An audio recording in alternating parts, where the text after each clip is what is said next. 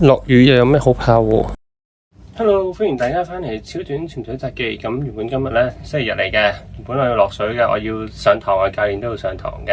咁但係因為尋日嘅水況實在係難搞啦，不停落雨啦，又大風啦，咁仲有雷暴添。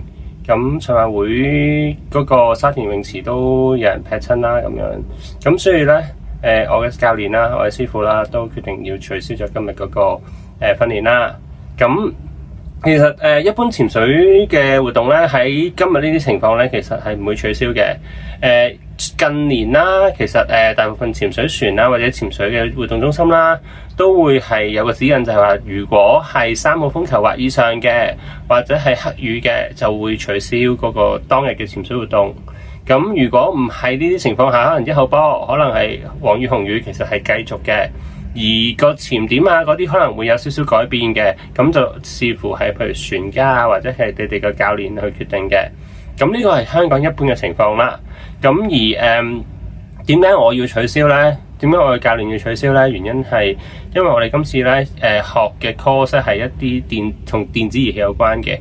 咁我哋出到去無論喺船又好，或者喺其他地方都好啦，露天嘅。咁如果突然間有大雨有風打埋嚟，其實冇得避嘅，啲嘢濕晒，啲電子儀器嚟噶嘛，濕咗就好麻煩啦。咁所以取消咗佢啦。咁所以對於一般潛水員咧，如果只係普通潛水 gear 咧，濕咗水嘅冇問題，完全唔關係。而且就算打風落雨，唔係去到一啲好嚴重情況啦，或者咁啱避開咗，唔係喺個雷區度，即係就算雷暴警告都冇問題嘅。落雨打風行雷，其實喺個水底其實未必有好大影響嘅。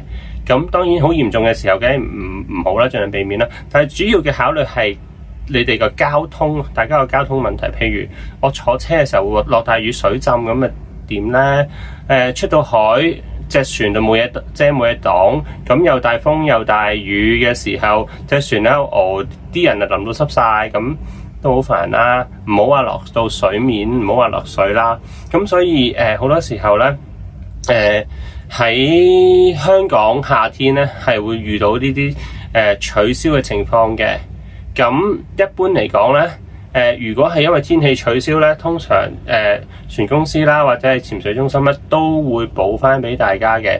咁當然係講緊佢哋預先講咗嘅嗰啲情況啦。咁今日就講到呢度，下一次會繼續講呢個天氣相關嘅一個話題嘅。咁歡迎 like、subscribe for YouTube、Facebook 同埋 IG 都會出片嘅。拜拜。